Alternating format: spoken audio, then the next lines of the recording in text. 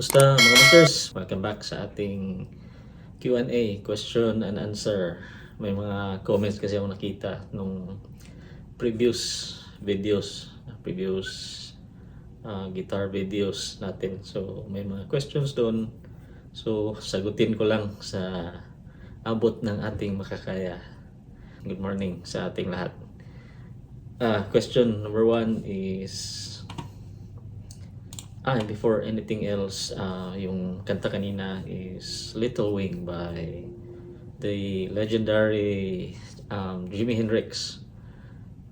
Kung sa mga hindi nakafamiliar, Jimi Hendrix is considered as number 1 guitarist sa mga rankings ng mga guitar world. Kasi dami niyang na-influence na gitarista mula noon hanggang ngayon.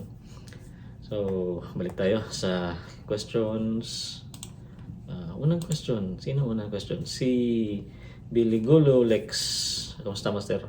Need pa ba mag-eskwela sa music, Master, para lang mahasa, Master? Opinion ko lang.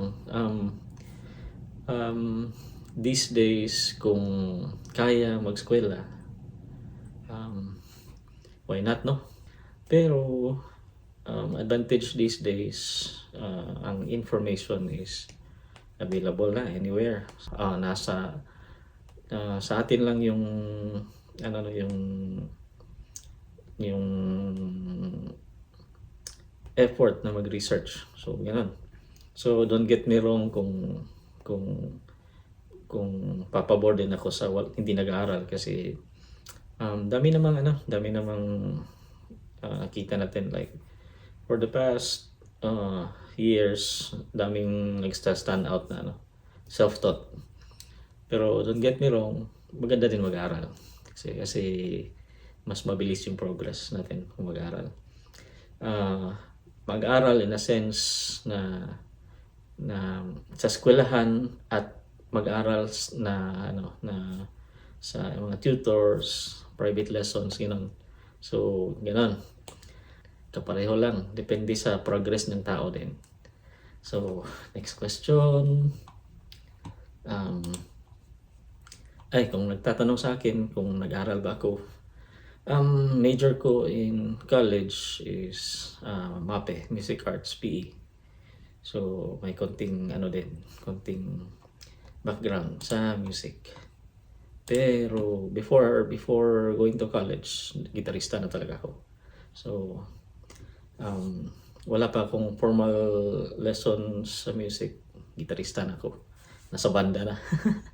Ganun. So hindi yung pag-aaral ko yung naging mitsa ng pagigitara ko. Ganun po. So pangalawa, pangalawang natin? Question na to. Pangalawang question natin. Unsay maayo, bro? Bisaya ni sipra with ear or magsalig sa tutorial sa YouTube. Kung i-compare natin tong dalawa, sipra with ear or aasa sa tutorial ng YouTube, mas maganda pa rin yung ear training, no? Kahit sa ang formal lessons, piano lesson or music lessons, kahit formal na settings, eskwelahan, ear training is a must, no? Sabay siya sa theory. May ear training talaga. So, kung i-compare tong dalawa, sepra or mag-aasa sa YouTube tutorial, gamitin pa rin yung tenga. Kasi hindi lahat ng tutorial sa YouTube 100% accurate. So, minsan nga mas accurate pa yung pandinig mo sa makita mo sa YouTube. So, sepra pa din. Sepra. So number 3 is from Faisal Marcera. To sa tone wood, no? Importante ba yung kahoy daw sa gitara? Tulad nito, maple, ganun. At saka itong isa, rosewood, at saka alder body. So importante ba itong kahoy sa gitara? May definite answer ko. Yes, importante. Iba yung character ng tunog ng kahoy. Kasi yung mga mga vlogger nakikita ko, sabi nila, walang epekto yung stone wood. Ah, yan ay napakamaling paniniwala. Ang pick up natin ay kumukuha ng vibration. Yun yung theory, no? Kumukuha ng vibration sa strings. Tsaka ang totoo niyan, hindi lang sa strings na vibration ang kinukuha niya. Kasi semi-microphonic itong pickups natin. Kahit itapat mo yung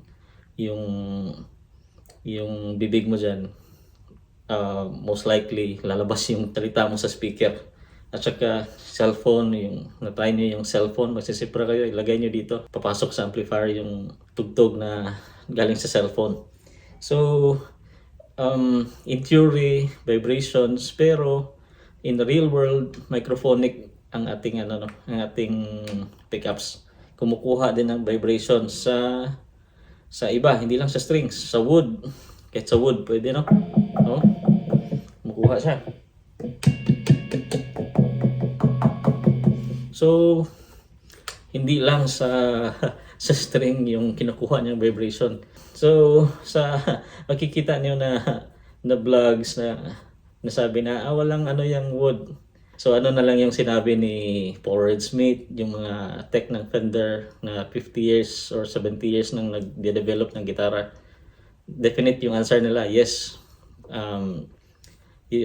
Tone wood is a factor, no, sa tunog ng gitara. Kahit ako personally, ma-distinguish ko yung tunog ng rosewood at saka maple neck. Iba talaga, kahit parehong pickup. So, yan, hindi lahat paniniwalaan sa makikita natin sa YouTube. So, hanggang dito lang yung mga question and answers at tingnan ko na lang yung mga comments sa ibang videos. At salamat pala sa comment at nag-question or yung mga nag-appreciate ng mga videos. God bless mga master, mga guitar masters. Happy weekend!